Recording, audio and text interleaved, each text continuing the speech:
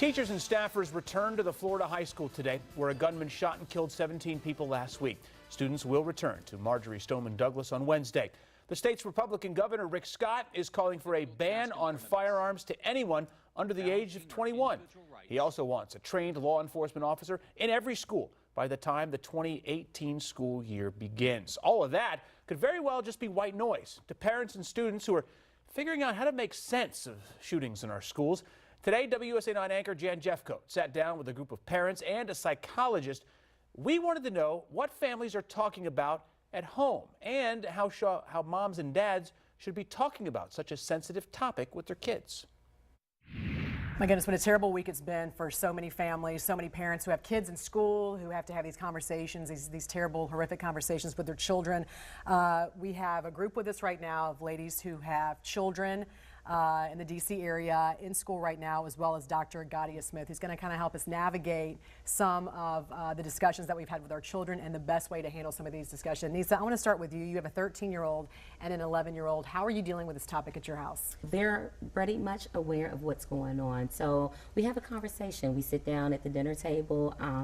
We talk about it so that we address it as opposed to hiding it. Show of hands, how many here their children brought up the topic to them?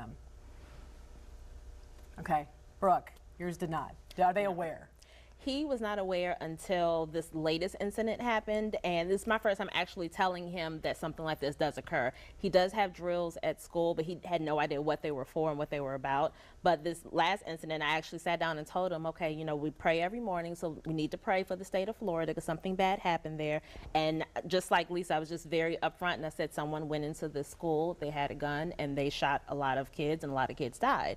And he did gasp like, oh my gosh, but he didn't ask any questions, and I didn't let him know that it is an epidemic, that it has happened several times, because I wasn't sure how much he could actually understand. He's 8, and I think he understands what it means to be shot, I think, but he has been very sheltered, so he may not even understand what that meant, but I felt like it was my responsibility at least to mention it to him. Doctor, I want to know, how much information should we be telling our children, and is there an age at which we tell them more? Well, if they're bringing it up, then we need to talk about everything that we know and be honest and straightforward. It's in the news, it's in the media, they're going to see it, their friends are going to be talking about it, so we can't really shelter them from it. It's out there. We don't need to go into the gory details, but you know, we do need to talk about the facts and what's happened and the reality of the situation. How do you tell it without telling all the details? You talk about the fact that someone who was very sick came into the school and shot children, and that people have died, and that this is a great tragedy, and emphasize the fact that although there is real danger, it's remote, and that it's not likely to happen to them, but they need to understand what's happened because they're going to hear about it. Their friends are going to be talking about it, and you want to communicate with them as much as you can before they are out there talking to other people.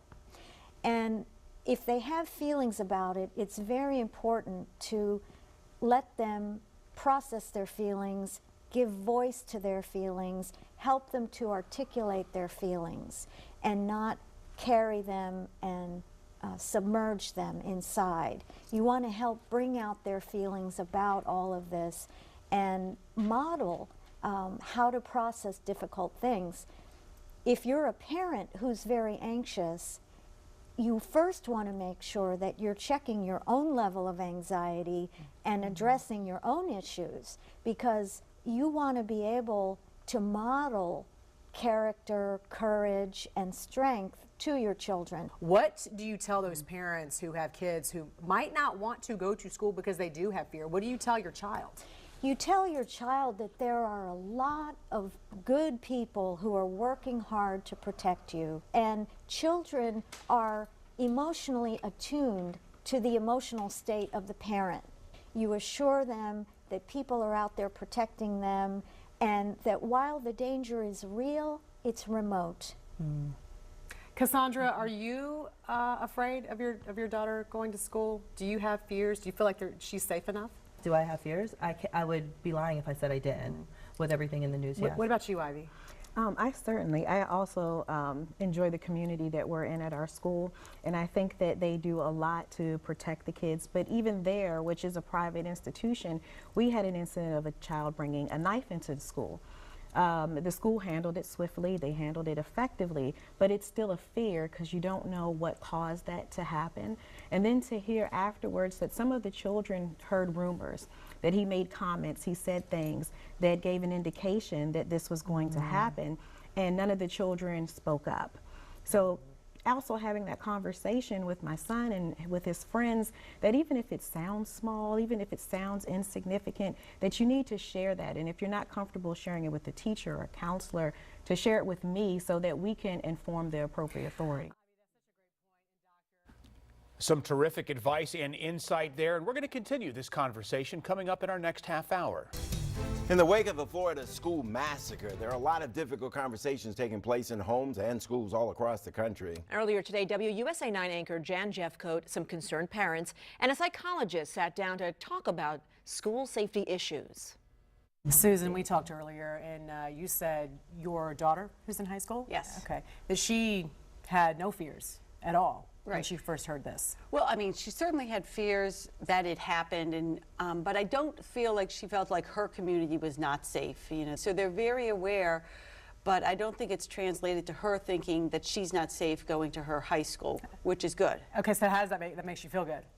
It makes me feel good, but it also makes me feel like we have so much more to do as a society that we should be addressing the causes, and we should be looking at the things that are allowing these situations to happen. It's not enough to say that my child feels safe. Every child should feel safe. Every single child should feel safe. And I have, like, you know, had that pause in the last week going out the door, like, ooh, just that second of hesitation, and I don't like it. I don't like to think, like, what if that was the last time I saw him? What if something happened on the way to school? And no parent should feel that. No parent in any community should ever feel that. Right, and doctor, I want to know, you know, when you hear about some of these threats, how confident are we knowing what's credible and what's not? Because there is a lot of stuff on social media that our children see. Well, we need to always err on the side of caution, but always in the history of the world, there has been danger. Right. There's always been danger. And the important part of parenting and teaching our children is to teach them to go on with life, even though there is danger out there, and build strength and courage and character, and communicate to your children that even though there's always going to be danger in the world, you can go on and live, you can carry on with life, and you can live a beautiful life, and it's a good world. Okay, that's good advice there. What's interesting, I think, is that when I was in school, we didn't have these drills that you guys are talking about. We had fire drills, maybe a tornado drill every now and then, right? And now they're having drills in case a gunman comes into a school. How do you guys feel about that? How are you processing that with your children? Do they come in and talk to you about it? I know you guys were describing, I think, were you telling me how they have to go hide under a ivy? Were you telling me about that? Yes, so just yesterday, my youngest, who is 6, said they had the lockdown drill. And then following that, they had the fire drill. And so their process of going into the classrooms, locking the doors, hiding, turning off the lights, and closing the blinds. And they have to be very, very quiet. So they almost make it like a game so that it's not too intense. But she was aware that she does this in case there's an intruder in the school that's not supposed to be there. And then my son, he had the same one, but he's in middle school and he's 13. And so he calls it an active shooter drill. So the language is a little different at the different ages. And so for him, it caused a little anxiety because they were having more of them because of what recently happened in Florida. And so that caused him more anxiety, where my 6-year-old didn't have that same level of anxiety. And then that's where we had to have those conversations, like the doctor was saying, that it's so important because I don't want him going to school in fear.